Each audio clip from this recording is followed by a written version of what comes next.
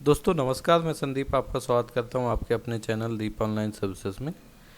दोस्तों आज हम बात करने वाले हैं जो अपने सीएसपीस हैं, बीसी हैं, उनका कमीशन बहुत कम आ रहा है, तो कैसे कमीशन को बढ़ाएं।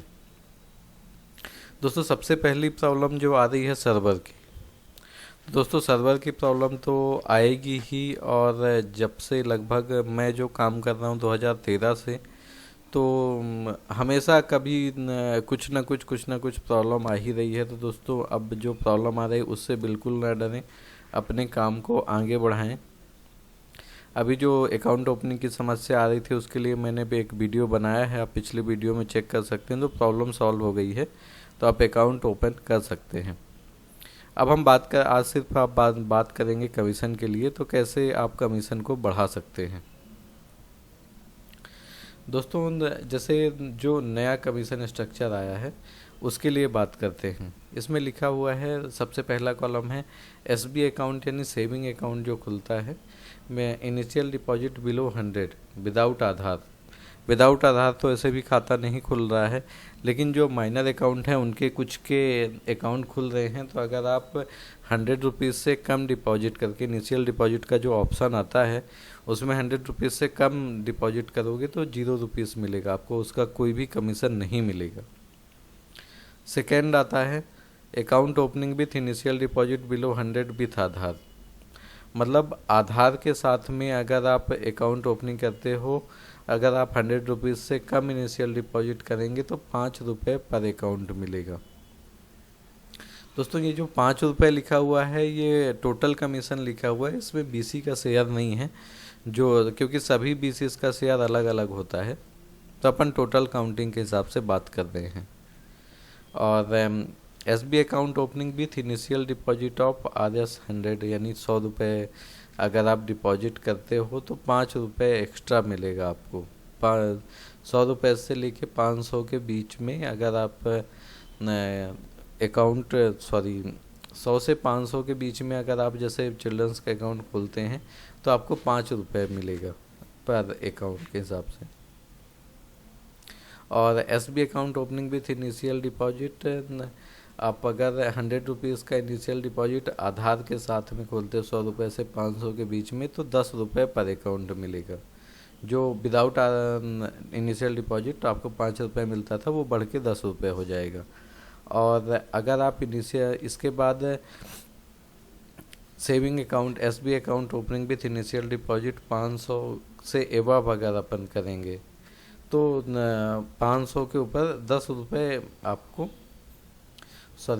लगभग उसके 500 के अगर ऊपर खोलते हैं तो 15 रुपये मिलेगा, 500 रुपये से अगर अपन ज़्यादा डालते हैं तो। और अगर आप में वैलिड, क्योंकि आजकल बिना वैलिड मोबाइल नंबर के अकाउंट नहीं खुल रहे हैं, तो अगर आप वैलिड मोबाइल नंबर डालते हैं उनका तो 5 रुपये एक्स्ट्रा है। तो टोटल अगर अकाउंट का ही अपन वो करें तो लगभग हो जाता है, अगर आप 500 रुपये के ऊपर से अकाउंट खोल रहे हो और वैलिड मोबाइल नंबर देख रहे हो तो 20 रुपये हो जाता है, जो कि अभी अपन लोग ध्यान नहीं देते, तो अपन को केवल उसमें 5 रुपये मिलता है, उसमें भी बीसी शेयर कट जाता है। और opening of RD account. RD account दोस्तों सबको पता होगा आरडी अकाउंट क्या होता है। ये रिकरिंग डिपॉजिट अकाउंट जो आप अकाउंट खोलने के बाद उसमें करते हैं, तो मिनिमम अपन अगर 50 रुपये से आरडी अकाउंट खोलेंगे उसका तो आपको 10 रुपये कमीशन मिलेगा। और ओपनिंग आप एसटीडीआर जो लिखा हुआ है, यानी एसटीडीआर यानी एफडी होता है, तो मैक्सिमम आपको 25 रुपये, मिनिमम 0.50 से लेके 25 रुपये तक आपको मिलेगा। 0.50% से लेके जो भी जितने मतलब आप एफडी खोलेंगे जितने के भी, मैक्सिमम में इसमें आपको एफडी लगभग 20,000 तक की हो जाती है। अब बात आती है जो हम लोग सबसे ज़्यादा काम करते हैं, कैश डिपॉजिट। कैश डिपॉजिट अगर आप 10 रुपये से मिनिमम करेंगे तो आपको कोई भी कमीशन नहीं मिलेगा। अगर आप 100 रुपये से कम करेंगे तो आपको कोई भी कमीशन नहीं मिलता है। अब बात करते हैं 100 रुपये से ऊपर कितना आपको मिलता है। 100 रुपये से लेके 10,000 रुपये तक आपको मिलता है। इसमें लिखा हुआ 0.25% से लेके मिनिमम 2 रुपये और मैक्सिमम 8 रुपये। अब बात दोस्तों, जो सबसे ज़्यादा काम अपन लोग ये कैश डिपॉजिट का करते हैं, तो ये काम कैसे करना, अपन को कैसे अपना कमीशन बढ़ेगा, है ना। अब हम बात कर लेते हैं। तो लगभग आप ये मान के चलिए कि अगर एक आदमी आपके पास 10,000 रुपये जमा करने आता है, तो आप उसका ट्रांजैक्शन लगभग 3 पार्ट में करें, क्योंकि लगभग जो मैक्सिमम 8 रुपये का कमीशन है, तो वो 3.5 से 4,000 रुपये तक में पूरा हो जाता है। अगर आपने मतलब लगभग आप लगा लीजिए कि 4,000 रुपये आपने जमा किए, तो आपका 8 रुपये कमीशन बन गया। अब जैसे बचा हुआ 6,000 रुपये, उसका आप चाहें तो 3-3 हज़ार करके 2 बार में कर दीजिए। तो ऐसे में अगर आप चाहें तो जैसे 10,000 उसको जमा करना है, तो आप 2 बार 4-4 हज़ार रुपये और 1 बार 2,000 में करेंगे, तो आपका वही कमीशन, अगर आप 10,000 जमा करेंगे तो केवल 8 रुपये मिलेगा एक बार में जमा करते हैं तो। अब अगर 10,000 रुपये आपने 3 पार्ट में जमा किए, तो इसमें आपको अगर 8 दूनी 16 और 2,000 का लगभग 5 रुपये होता है, 16-5-21, यानी लगा लीजिए टोटल 20 रुपये कमीशन मिलेगा। तो कैश डिपॉजिट में आप ऐसा करेंगे तो आपका कमीशन ज़रूर इम्प्रूव होगा। अगर आप इस महीने से करना चालू कर देंगे, तो आपको अगले महीने में बिल्कुल फ़र्क समझ में आ जाएगा आपके कमीशन में। अब बात करते हैं दोस्तों एसबीआई में एक अच्छी बात यह है, जैसे कई सारे कियोस्क हैं, यूबीआई का है, पीएनबी का भी मैंने देखा है, इन सब में लिमिट होती है कि आप दिन में 1 ही बार या 2 बार ही पैसे जमा कर सकते हो। तो अपने एसबीआई में अभी ये चीज़ अच्छी है कि आप चाहें तो 10 बार पैसे जमा करें, कोई लिमिट नहीं है। अब जैसे 10,000 से लेके 15,000 के बीच में अगर वो 10,000 के ऊपर जमा करता है, यानी 10,000 1 रुपये से लेके 15,000 तक आपको 10 रुपये मिलेगा। तो दोस्तों अगर वो 15,000 रुपये जमा कर रहा है, तो अब आप खेल तो समझ गए हैं कि आपको कैसे जमा करना है। तो 15,000 रुपये के आप 3-4 पार्ट कर लीजिए, उस हिसाब से जमा करिए। अगर आपने 3 बार 4-4 हज़ार रुपये जमा किया और 1 बार 3,000 रुपये जमा किया, तो उसमें आपको 4 बार 4-4 हज़ार 3 बार 4,000 रुपये होगा, यानी 12,000 रुपये। तो 8 दूनी 16, 8 त्रिक 24, यानी 24 रुपये। 1 बार 3,000 जमा करेंगे तो उसका लगभग 6 रुपये होता है, तो 24-6 30 रुपये मिलेगा। और दोस्तों इसी तरह करके आप जो 15,000 एक से लेके 20,000 तक जमा करेंगे, तो नॉर्मली अगर आप 20,000 एक बार में जमा कर देते हैं तो 12 रुपये मिलेगा। लेकिन अगर आप इस तरह के करेंगे तो आप इससे ज़्यादा अर्न कर सकते हैं दोस्तों लोन डिपॉजिट, इसके बाद 5वां ऑप्शन आता है लोन डिपॉजिट का। दोस्तों ये कमीशन पहले आप कितना भी जमा करते थे लोन, अगर आपने 100 रुपये भी जमा किया, तो कुछ समय पहले जब ये कमीशन स्ट्रक्चर अपडेट नहीं हुआ था, तो 10 रुपये आपको कमीशन मिलता था। तो एसबीआई ने देख के इस बार ये कमीशन कम कर दिया है। तो इसमें आपको थोड़ी सी समझने वाली बात है कि लोन डिपॉजिट जैसे हाउसिंग लोन की किस्त हो गई, कई सारे लोन होते हैं। अब मुद्रा लोन हो गया, आपके पास लोग जमा करने आते हैं, तो उसमें भी आपको यही समझ के जमा करना है। आप उसके लोन में भी, जैसे उसकी 10,000 की किस्त है, तो आप थोड़ा सा दिमाग लगा के 10,000 में अगर आपने 2 बार में भी 5-5 हज़ार जमा कर दिए, या आपने 3 पार्ट में जमा कर देंगे, तो आपको ज़्यादा बेनिफिट होगा। अब इसके बाद 6वां नंबर आता है कैश विड्रॉवल में।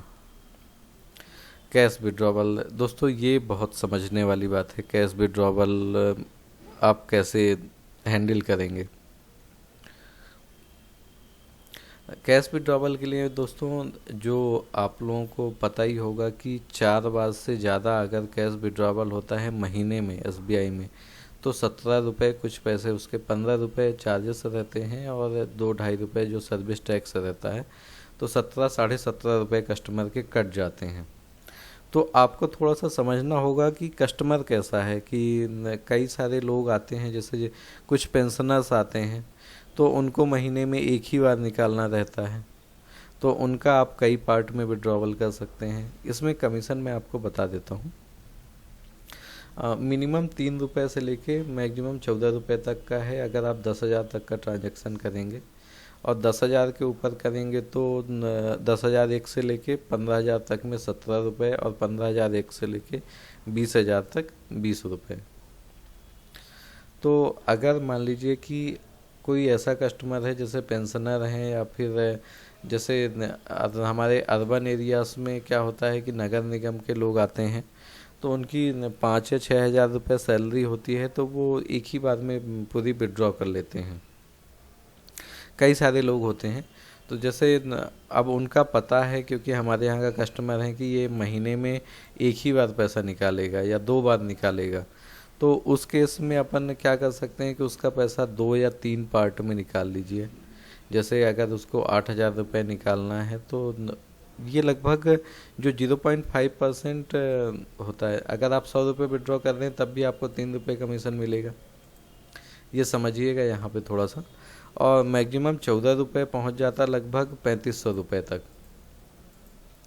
अगर 3,500 आप विड्रॉवल करेंगे तो लगभग आपको 14 रुपये कमीशन मिलेगा। अगर मान लीजिए किसी की सैलरी 7,000 रुपये है और वो महीने में एक बार में ही निकाल लेता है, तो आप क्या करिए कि उसका 3,500 रुपये करके 2 बार निकाल दीजिए। अगर आपने 2 बार निकाल दिया तो आपको 2 बार 14 रुपये कमीशन मिलेगा, यानी 28 रुपये कमीशन हो जाएगा। तो दोस्तों इस तरह से आप अपना कैश डिपॉजिट और विड्रॉवल में कमीशन बढ़ा सकते हैं। मेन अभी अर्निंग के लिए आपको यही चीज़ें हैं जिनमें आप कमीशन ज़्यादा अर्न कर सकते हैं। जैसे 20,000 निकालना है, 20,000 रुपये में आपको ये मान के चलिए कि 20 रुपये कमीशन मिलेगा। अब अगर कस्टमर का कहीं से जैसे हमारे यहाँ पे जो सहायता समूह वाली औरतें आती हैं, सहायता समूह वाली औरतें आई हैं, उनका 15,000 या 20,000 रुपये अमाउंट आता है। अब मुझे पता है कि वो सिर्फ एक ही बार महीने में पैसा निकालेंगी, तो अगर वो 20,000 रुपये निकाल रही है तो 20,000 रुपये को आप 4 पार्ट में निकालिए, 5-5 हज़ार करके, तो उसका चार्ज भी नहीं कटेगा। और 14 दुनिया 28 14 22 14 4 को 56, मतलब 14 रुपये, 14 इंटू 4 यानी 4 बार लगभग 56 रुपये आपको कमीशन मिलेगा। लगभग नहीं हुआ तो 50 रुपये तब भी लगा लीजिए कि 50 रुपये आपको एक विड्रॉवल में कमीशन मिल जाएगा अगर कोई 20,000 रुपये निकाल रहा है तो दोस्तों इस तरीके से थोड़ा सा समझ के काम करना पड़ेगा, तभी कमीशन अर्न कर पाएंगे। क्योंकि बहुत सारे CSPs हैं जिनका कमीशन बस 2,000 3,000 आता है, सब परेशान हैं इन चीज़ों में।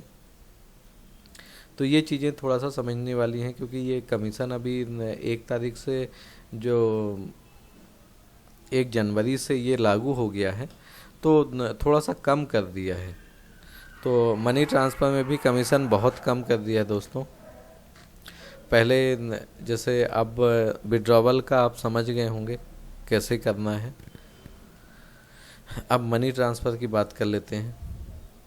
जैसे 2,000 तक का पहले आप मनी ट्रांसफ़र करते थे तो customer charge non home branch का जो भी आपका कस्टमर होता था, तो नॉन होम मतलब अदर ब्रांच का, उसमें 25 रुपये चार्जेस लगते थे कस्टमर को, तो 10 या 12 रुपये आपको मिल जाते थे। अब कस्टमर को चार्ज लगेगा 4 रुपये, तो आपको उसमें क्या मिलेगा। तो अब ये थोड़ा सा आप अपने समझ से काम कर लीजिए कि कैसे करना है आपको। मनी ट्रांसफ़र और रेमिटेंस जो भी है ये आपको समझना पड़ेगा। और आप जो ऐड बेनिफिशियरी वाला ऑप्शन था पहले, जिससे आप किसी कस्टमर का फ़ंड ट्रांसफ़र कर सकते थे, तो उसमें भी अब चार्जेस आपको लगने लगे हैं। तो आप ये चीज़ थोड़ा सा आपको समझने वाली है कि आप इस कस्टमर चार्ज से निकालेंगे या फिर आप एडिशनली चार्ज करेंगे। और मेरी तो सलाह यही है कि ज़्यादा एडिशनल चार्ज ना करें, क्योंकि SBI की टीम लगातार इंस्पेक्शन में रहती है और वो आपकी बस गलतियां ढूंढने में रहती हैं कि ज़्यादा कब कियोस्क उनको बंद करने के लिए बस एक बहाना मिल जाए। तो इसके लिए थोड़ा सा आप समझ के करें। अब बात आती है दोस्तों, इसके बाद ये रेमिटेंस नॉन होम ये चीज़ें तो आप समझ ही लेंगे कैसे करना है, इसके लिए मैं अब ज़्यादा कुछ नहीं बोलूँगा। अब इसमें रेमिटेंस ट्रांसफ़र होम ब्रांच, अगर रेमिटेंस मतलब जो आपका नॉर्मल सेविंग खाता होता है, ब्रांच वाले खाते, उनके लिए ये दिया गया है। तो जो डिपॉजिट वाला मैंने आपको पहले बताया वही चीज़ इसमें भी अपनाइए कि जिससे आप ज़्यादा से ज़्यादा कमीशन, जैसे 10,000 जमा करना है तो उसका 3 बार में जमा करिए, 4 बार में जमा कर दीजिए, कोई प्रॉब्लम नहीं है। क्योंकि एसबीआई में जमा करने में कोई भी लिमिट नहीं है, सिर्फ निकालने में प्रॉब्लम होती है।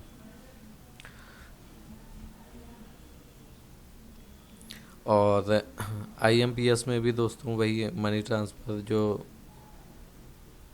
कमीशन सेम ही है, तो बहुत ज़्यादा मतलब बहुत कम हो गया है आईएमपीएस में।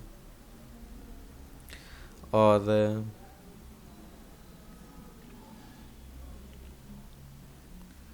IMPS up to 20,000 through BC channel. दोस्तों आईएमपीएस का एक चीज़ ज़रूर, आप इसमें लिखा तो हुआ आईएमपीएस अप टू 20,000। दोस्तों अगर आप आईएमपीएस करते हैं तो आपको समझना होगा कि आईएमपीएस एक बार में 5,000 से ज़्यादा नहीं होता,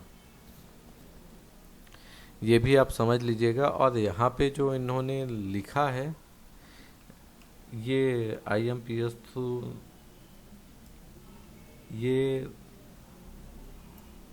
कमीशन जो आपको मिलेगा वो लिखा हुआ है, जो कस्टमर का कटता है वो नहीं लिखा है। मैं आपको बता देता हूँ इसमें कैसा होता है। दोस्तों अगर आईएमपीएस ये जो लिखा हुआ है, ये ऐड बेनिफिशियरी से अगर आप फंड ट्रांसफ़र करते हैं, तो अगर आप 2,000 रुपये तक का करते हैं तो आपको 2.5 रुपये मिलेगा, और उसमें कस्टमर चार्ज जो है 5 रुपये कटेगा। और अगर आप 2,000 से 5,000 के बीच में करते हैं तो कस्टमर चार्ज 25 रुपये कटेगा और आपको 12 रुपये 50 पैसे मिलेगा। और अगर 5,000 से 10,000 के बीच में करते हैं तो आपको कस्टमर चार्ज 50 रुपये कटेगा और आपको 25 रुपये मिलेगा। और 10,000 से 15,000 के बीच में 37 रुपये 50 पैसे, तो लगभग 70 रुपये कटेगा। और जो 15,000 से 20,000 के बीच में 100 रुपये कटता है और आपको 50 रुपये मिलेगा। रूरल कमीशन जो हम लोग अर्बन में आते हैं तो अर्बन का कोई भी कमीशन नहीं मिलता। जो सीएसपी रूरल में आते हैं, पहले सेमी रूरल वालों को भी, सेमी अर्बन वाले के सीएसपी को भी 2,000 रुपये इंसेंटिव मिलता था, लेकिन अब नहीं मिलता। सीएसपी जो रूरल में है तो मिनिमम 25 अकाउंट पर मंथ, अगर आप 25 अकाउंट पर मंथ खोलते हैं और 25 ट्रांजैक्शन होते हैं, तब जाके उनको 2,000 रुपये पर मंथ का मिलेगा। अब ये वीकली एवरेज बैलेंस का थोड़ा सा फंडा मैं समझा देता हूँ। इसमें बहुत सारी चीज़ें हैं जो लोग समझ नहीं पाते हैं, तो वो मैं आपको बता देता हूँ। 0.50% ये जो लिखा हुआ है, अगर पर अकाउंट एवरेज बैलेंस 1,500 से कम है तो नहीं मिलेगा। 0.50 जो लिखा हुआ है, सॉरी दोस्तों फ़ोन आ गया था तो मैं डिस्टर्ब हो गया, समझ ही नहीं पाया क्या बोलूँ।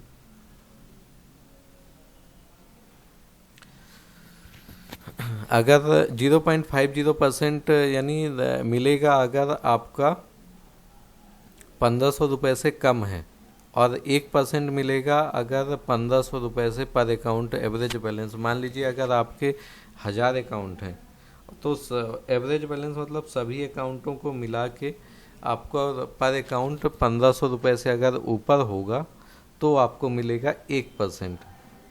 यही लिखा हुआ है। 1.5% मिलेगा अगर आपका एवरेज बैलेंस 5,000 रुपये पर अकाउंट के ऊपर है, और 2% मिलेगा अगर आपका 10,000 के ऊपर है। और नॉन जीरो में अगर आपके 85% के ऊपर अकाउंट फंडेड हैं, उनमें 100 रुपये से ज़्यादा का बैलेंस है, तब आपको 500 रुपये पर मंथ ये मिलता है। और आधार सीडिंग के लिए दोस्तों, आधार सीडिंग 5 रुपये पर अकाउंट मिल रहा है। और वैलिड कॉन्टैक्ट नंबर, जैसे मोबाइल नंबर अपडेशन का जो आपका नया ऑप्शन आया है, उसमें मोबाइल नंबर अपडेट करते हैं तो 5 रुपये पर अकाउंट पे उसका भी मिलता है। और अगर आप अपने पिन पैड मशीन से पिन जनरेट करते हैं, और पिन जनरेशन का सिर्फ एक ही बार दोस्तों आपको मिलेगा, तो 5 रुपये उसका भी कमीशन मिलता है। और इसमें ये लिखा हुआ है